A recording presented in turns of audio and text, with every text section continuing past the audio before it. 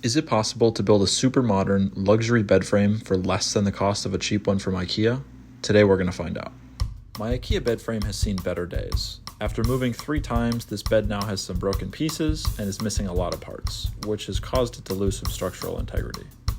After doing some research online, I was disappointed to learn that they no longer sell my bed frame in the color I bought it in. A tragedy to say the least. So, either I spend $443 on a bed frame in a color I don't like, or I build my own. I think you already know which option I went with. But I have one more challenge for myself. Everyone knows IKEA is the king of low prices. If I can build a bed frame that's stronger, more reliable, and most importantly, sexier, all for less than the cost of one from IKEA, I'll call this a success. As always, everything starts with a plan. I modeled a 10-inch queen mattress. I'm going to stick with the IKEA theme and try to do a Scandinavian-style piece of furniture. It'll have a focus on light-colored wood and a clean, modern appearance. The focal point of the bed will be a floating headboard that I created by modeling this organic wave shape and then slicing it up. With everything designed, I'm going to need a big cut list for some of the intricate parts.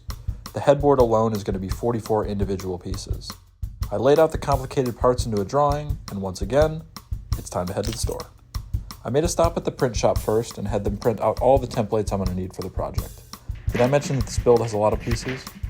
The printing set me back $48.70, which is definitely a lot, but this project would be impossible without it. Next up, we're going to need some supplies. Building furniture in this style and budget gives me another excuse to use my new favorite material, birch plywood. But we're also going to need a strong skeleton to give the bed frame structure. Given our budget for this project, dimensional lumber is going to work great. The final bill for all the materials came to $296.06. I started by carefully measuring and then ripping the plywood down into the required pieces. For the smaller cuts that I need to be perfectly square, I'm using a miter saw. This design also has some curved features that needed a jigsaw, and the plywood edges for all these pieces get a quick pass on the orbital sander to smooth out any roughness. The first thing I'm going to assemble is the subframe of the bed. I'll need to cut some boards to start. I was a little worried about using construction lumber for furniture. Boards are often warped or split and can vary in their thickness and width. But I took my time at the store selecting the best boards I could, and I'm taking extra care when cutting, as the finished product will only be as precise as this inside frame is. A few of the pieces that I cut are for the legs of the bed. They're constructed from 2x4 and 2x6 and will sit under the side rails of the bed to support it. In order to hide the construction lumber, I cut and mitered 16 plywood pieces to wrap the legs in, similar to baseboard on a wall. I'm tacking these together with pin nails to make sure I get the fit I want, and then I came back later and glued this whole thing together for added strength. Given the weight of this frame and the narrow staircase it'll eventually need to be transported up, it was very important that it's able to be disassembled easily. The frame is broken into 3 main beams, plus the headboard assembly.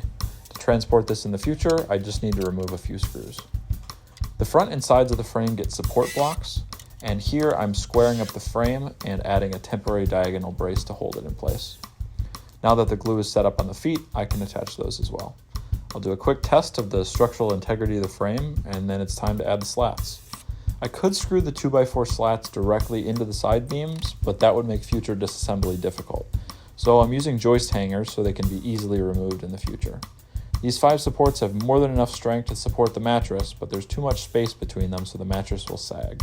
I added 10 1x3 boards with some spacer blocks to prevent this. And with that, the subframe of the bed is complete.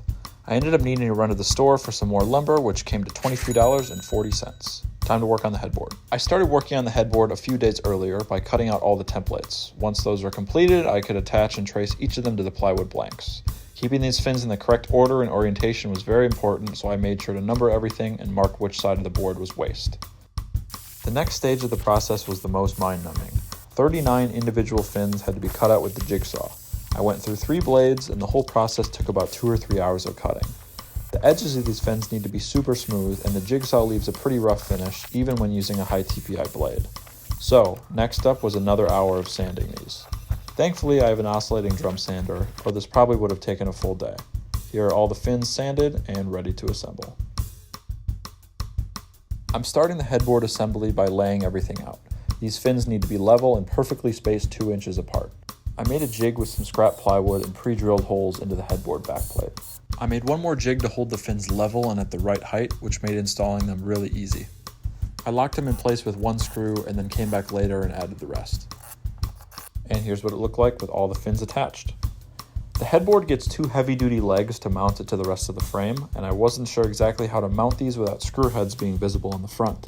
But what I eventually landed on was scuffing up the plywood, applying glue to both surfaces, pin nailing it in place, and then coming back later and screwing them into the back of one of the fins, which sandwiched the back plate very tightly. We'll come back to the headboard in a bit. The subframe of the bed gets wrapped in plywood panels. I took my time adjusting these so the edges had even reveals and fit together nicely. Once I had them where I liked, I pinned them in place. I came back a little bit later and mounted these permanently.